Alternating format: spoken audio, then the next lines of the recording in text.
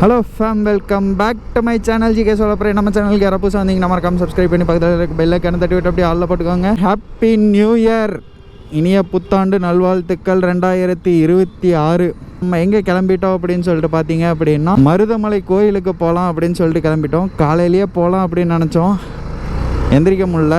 ஏன்னா நேற்று night new இயருக்கெல்லாம் போயிட்டு வரும்போதே மணி 1:30-2 மணி ஆயிடுச்சு. யாரெல்லாம் போகிறான்னா ஆஸ் யூஷுவல் நம்ம மட்டும்தான்.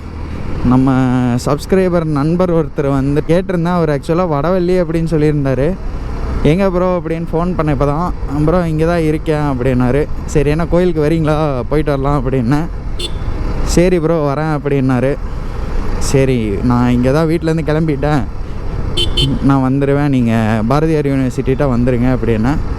சரி ஓகே வந்துடுறேன் அப்படின்னாரு. இன்னொரு 2-3 பேர்த்துக்கிட்ட கேட்டிருந்தேன், வண்டி வந்து மேலே அலோவ் பண்ணுவாங்களா அப்படின்னு சொல்லிட்டு. இன்னைக்கு விசேஷ பூஜை என்ற காரணத்தினால் வண்டியெல்லாம் மேலே விடமாட்டாங்க அப்படிங்கிற மாதிரி சொன்னாங்க. அது எந்த அளவுக்கு உண்மை எந்த அளவுக்கு பொய் அப்படின்னு எனக்கு தெரியல. ஸோ நம்ம போய் பார்ப்போம். சப்போஸ் வண்டி மேலே விடமாட்டேன் அப்படின்னு சொன்னாங்கன்னா நம்ம அப்படியே நடந்தே படியேறிடுவோம். எல்லோரும் நியூ இயரை வந்து நல்லா கொண்டாடி இருப்பீங்க அப்படின்னு நினைக்கிறேன். நான் நேற்று வெளியில் போன வரைக்கும் நிறைய ஆம்புலன்ஸ் பார்த்தேன். எனக்கு என்னென்னா, எதுக்கு நம்ம இப்படி வந்து போய் விழுகணும், கீழே விழுகிறது, ஆக்சிடெண்ட் ஆகிறது, இதெல்லாம் ஏன் நடக்கணும்? நியூ இயர் அன்றைக்கி ஜாலியாக எல்லோரும் கொண்டாடுறதுக்கானது தான். குடிச்சிட்டு வண்டி ஓட்டி கீழே விழுந்து ஆக்சிடெண்ட் ஆகி இதெல்லாம் தேவையா நமக்கு கோபால் அப்படிங்கிற மாதிரி தான் இருக்கும். இப்போ தான் இந்த வண்டியை கொஞ்சம் நான் ரெடி பண்ணியிருக்கேன். இன்னும் இந்த வண்டியில் வேலை நிறையா இருக்குது. நான் அதெல்லாம் இன்னும் வீடியோலாம் நான் காட்டவே இல்லை. அதுக்குள்ளார அடுத்த ஆக்சிடெண்ட்டு, அதுவும் நைட்டு 1 மணிக்கு. நான் அப்போ தான் 1-1:30 இருக்கும்னு நினைக்கிறேன். நான் அப்போ தான் வீட்டுக்கு வந்து ட்ரெஸ் மாற்றிட்டு இருந்தேன். டமார்னு ஒரு சவுண்டு. என்னடா அப்படின்னு சொல்லிட்டு கதவை திறந்து எட்டி பார்த்தா நேராக கொண்டாந்து நம்ம வண்டியில் கொண்டாந்து சாத்தி கீழே விழுந்து. வேலை இந்த வண்டியில் லைட்டாக தான் அடிச்சிருக்கிறாங்க. அங்கிள் தான் நேராக கொண்டாந்து சொருகி இருக்கிறாங்க. அது சென்டர் ஸ்டாண்டு போட்டிருந்தனால கீழே விழுகாதனால பக்கத்தில் இருந்த வண்டியை தட்டி அந்த வண்டி சைடு ஸ்டாண்டு போட்டதுனால அந்த வண்டி கீழே விழுந்து. என்ன நம்ம போய் பேசுறது அப்படின்னும் தெரில. இன்னும் நியூ இயர் அன்றைக்கி இப்படி புலம்ப வச்சுட்டானுங்க. நான் அப்பாடா இந்த வருஷமாவது இனிமேல் எந்த இதுவும் நடக்கக்கூடாது, சம்பவமும் நடக்கக்கூடாது அப்படின்னு நினச்சேன். நைட்டு 1 மணிக்கே சம்பவத்தை காட்டி விட்டுட்டானுங்க. டயர் வேறு இந்த வண்டிக்கு மாற்றணும், வாங்கி வச்சுருக்கிறேன். அதனால் கொஞ்சம் மெதுவாகவே ஓட்ட வேண்டியதாக இருக்குது. ஏன்னா பின்னாடி டயர் வந்து 1 சைடாக சுத்தமாக மொட்டையாயிருச்சு. இன்னும் வண்டி வேலைகள் நிறையா இருக்குது. அன்றைக்கி வந்து இடித்ததில் டயர் வேறு அலாய் வேறு பெண்டாகி இருக்குது. அது பெண்டு எடுக்கிறதுக்கு 4000 ரூபா கேட்குறானுங்க. நிறைய பேர் வந்து அசால்ட்டாக கமெண்ட் போட்டுடலாங்க, என்ன கீழே விழுந்து ஸ்க்ராட்ச் ஆகிருக்கும், இதாக இருக்கும், அதாக இருக்கணும். ஸ்க்ராட்ச் ஆகிருந்தாலும் நான் வண்டிக்கு நான் திருப்பி பெயிண்டிங் அடிக்கணும் பாஸ். வண்டிக்கு நான் பெயிண்டிங் அடிக்கணுன்னா 10,000 ரூபா கழண்டுரும். இல்லை நான் பேனலை மாற்றணுன்னா அந்த பேனலோட ரேட்டு வந்து எவ்வளோன்னு தெரியுமா? 3 லட்சம் ரூபாய் வண்டியோட ரேட்டு. ஒவ்வொரு சின்ன சின்ன பொருளுக்கும் நான் காசு கொடுத்து தான் நான் மாற்றணும். சும்மா ஒன்றும் எனக்கு யாரும் மாற்றி கொடுக்க போகிறது கிடையாது. அதுக்கப்புறம் நிறைய பேர் இன்சூரன்ஸ் கிளைம் பண்ணிக்கங்களாம்ல அப்படின்னு கேட்குறானுங்க. இந்த சின்ன சின்ன விஷயத்துக்கு நான் இன்சூரன்ஸ் கிளைம் பண்ணேன் அப்படின்னா என்னோடய வண்டி ரீசேல் வேல்யூவும் கம்மியாகும். எனக்கு இன்சூரன்ஸ் ப்ரீமியமோட இதுவும் அடுத்த தடவை நான் கட்டும்போது எனக்கு ஜாஸ்தியாக வரும். ஏன்னா நான் கிளைம் பண்ணி இருக்கிறனால. நான் வண்டி டேமேஜ் என்னென்ன ஆகிருக்கு அப்படின்னு நான் சொல்ல மாட்டேன். நான் சொல்லியிருந்தேன். நான் வீலோடது மட்டும் நான் ஏன் சொன்னேன் அப்படின்னா, ஏன்னா உங்களுக்கு தெரியணும். நீங்கள் வந்து அசால்ட்டாக வந்து வாயில் சொல்லிடுறீங்க, என்ன இப்படி வந்து லைட்டாக இப்படி இடித்ததுக்கும் வண்டி கீழே விழுந்துருச்சு, என்ன ஆகிரப்போகுது, ஸ்க்ராட்சு தான் ஆகிருக்க போகுது அப்படின்னு. நீங்கள் தெரியாதனமாக கீழே விழுந்து கை உடஞ்சிச்சுன்னா கை உள்ளே உடஞ்சிருக்கிறது தான் தெரியும், வெளியில் எதுவும் தெரியாது. அதே மாதிரி தான் இதுவும்.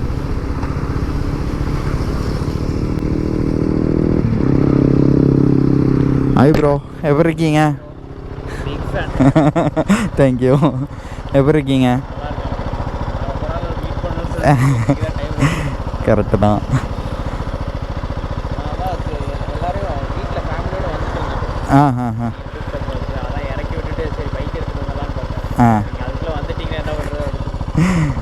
போயிட்டு வந்துருக்கலாம்ல. சரி வாங்க, அங்கே போயிட்டு பைக் விடலன்னா கார் விட்டாங்கன்னா காரில் போய்க்கலாம், இல்லைன்னா பைக்கில் போய்க்கலாம். ஸோ அவர் வந்து பைக் எடுத்துகிட்டு வரலாம் அப்படின்ட்டு இருந்தாராம்மா. அதுக்குள்ளார சரி நான் இங்கே வந்துடுவேணும் அப்படின்னு சொல்லிட்டு இதுலேயே கார்லேயே அப்படியே உட்காந்துட்டாரு. சரி நல்லதாக போச்சு. ஏன்னா பைக் விட மாட்டாங்க அப்படிங்கிற மாதிரி சொன்னார் ஒரு 5 மணிக்கு மேலே. பைக் விடல அப்படின்னா காரில் போய்க்கலாம், இல்லை பைக்கே விடுவோம் அப்படின்னாங்கன்னா அவர் காரை கீழே நிறுத்திக்கிட்டு அப்படியே பைக்கில் டபுள்ஸ் பைக்க வேண்டியது தான். அப்படி இல்லை அப்படின்னா 2 பேரும் நடந்து தான் போகணும்.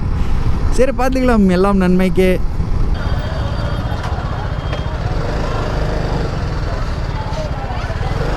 ஓகே, 2 வீலர் ஓடுறாங்க. சந்தோஷம், மகிழ்ச்சி. எவ்வளோண்ணே?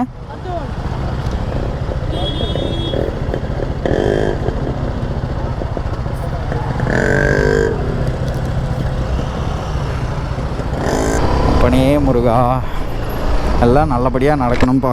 இந்த வருஷம் எனக்கு பிடிச்ச இருந்த எல்லா பீடையும் இதோட எனக்கு போயிடணும். அதுக்காக தான் நான் தேடி வந்திருக்கிறேன். நல்லதே நடக்கணும், எனக்கு மட்டும் இல்லை எல்லாத்துக்கும் நல்லதே நடக்கணும் அப்படிங்கிறதுக்காக தான் நான் உன்னை தேடி வந்துட்டுருக்கேன். நம்ம ஹில்ஸில் இப்போல்லாம் ஓட்டவே மாட்டோம் ஆக்சுவலாக. இப்போ ஏன் இது மாதிரி மெதுவாக ஓட்டிகிட்ருக்கிறோன்னா, நம்ம டயர் சுத்தமாக 2 டயரும் மொட்டை அந்த கண்டிஷனில் இருக்குது. ஸோ அதனால் பொறுமையாகவே போய்க்கலாம் அப்படின்னு சொல்லிட்டு அப்படியே பொறுமையாக போயிட்டுருக்கிறேன்.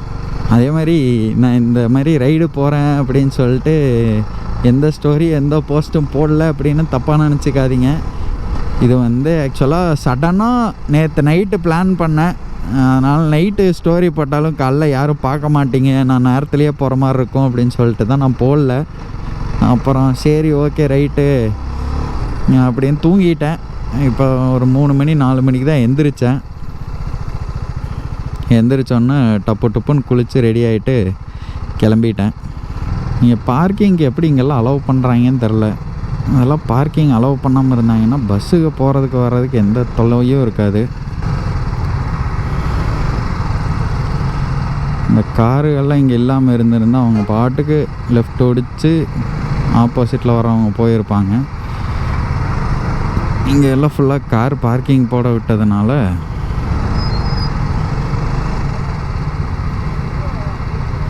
டேய் சாகசம் பண்ணாதே, சரியான கூட்டம் இருக்கும் போலையே. ஒரு வழியாக முருகரை தரிசனம் பண்ண வந்தாச்சு. ஆனால் சரியான கூட்டம் இருக்குது. எவ்வளோ நேரம் ஆகும், எப்படி என்னங்கிறது ஒன்றும் தெரியல. ஏன்னா நான் கிட்டத்தட்ட மருதமலைக்கு வந்து ஒரு 4-5 வருஷம் இருக்கும். இன்றைக்கி தான் நான் திருப்பி வரேன். ஏன்னா என்னால் வர முடியல. சரி இப்போ தான் போய் நம்ம முருகரை தரிசிச்சுட்டு எல்லாம் நல்லபடியாக நடக்கணும் இந்த வருஷத்தில் ஆரம்பித்ததுலேருந்து அப்படின்னு சொல்லிட்டு வந்தாச்சு. ஸோ சாமியெல்லாம் கும்பிட்டு முடிச்சுட்டு மக்களே மணி பார்த்திங்கன்னா 7 ஆயிடுச்சு இங்கேருந்து கிளம்புறக்கு. நம்ம 5:30 உள்ளே வந்தோம், 5:15 5:30. ஒரு வழியாக முருகரை வந்து தரிசனம் பண்ணிட்டு வந்தாச்சு. நமக்கு எல்லாமே நன்மையே நடக்கும் அப்படின்னு நினைக்கிறோம். நமக்கு மட்டும் இல்லை, நம்மளை சுற்றி இருக்கிற எல்லாருக்கும் சேர்த்து தான் நான் வேண்டிட்டு வந்திருக்கிறேன். எல்லோரும் நல்லா இருக்கணும் அப்படின்னு சொல்லிட்டு.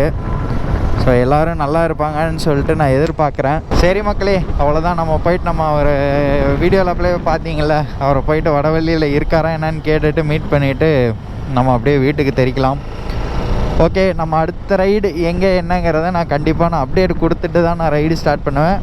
கவலைப்படாதீங்க. Love you all. Tata bye bye, take care, stay safe. எவ்வளோ வேகமாக போனாலும் ஹெல்மெட் போட்டு போங்க, சீட் பெல்ட்டு போட்டுக்கோங்க, எல்லாமே போட்டுட்டு போங்க. அதுதான் உங்களுக்கும் நல்லது.